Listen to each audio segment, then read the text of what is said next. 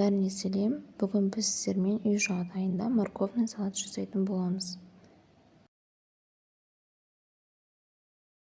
Ол үшін бізге ең алдымен сарымсақ пен пияз, сәбіз, қызанақ пен қияр және соус қажет. Ең алдымен тазаланған пиязымызды майдалап турап аламыз.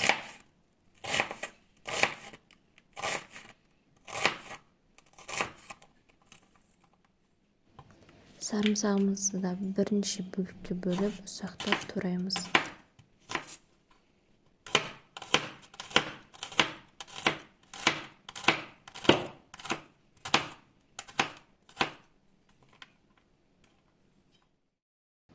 Сарымсақ пен пиязымызды турап болған соң қиярды турауға көшеміз. Қиярды ортасынан екіге бөліп, жіңішке етіп тураймыз.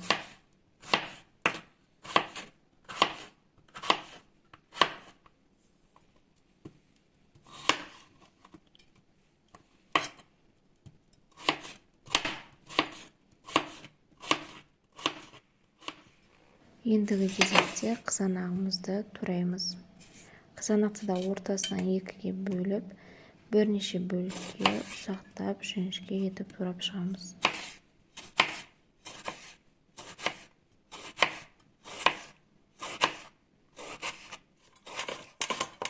Тазалап жуып алған сәбізімізді дәл осылай теркадан өткізіп аламыз.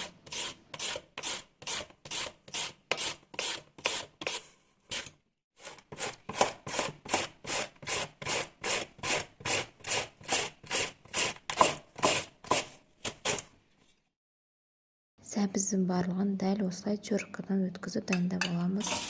Содан соң қызып тұрған майға пиязымыз бен сарымсағымызды жақсылап турамыз.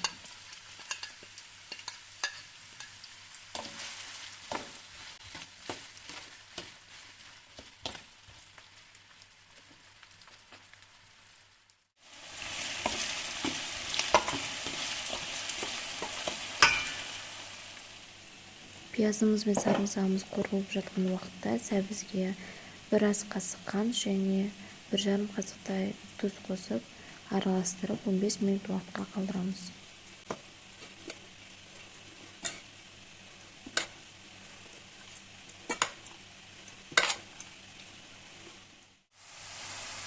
Сарымсақ пен пиязымыз осылай золотистой болып қуырылып алғаннан кейін сәбізімізді салып араластырамыз.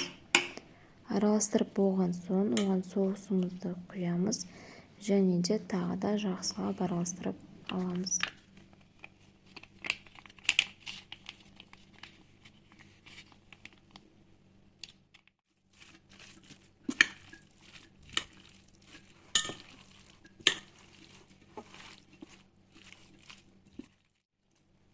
Ең соңғы кезекте турап дайындап алған қияр мен қызанағымызды сәбізге қосамыз.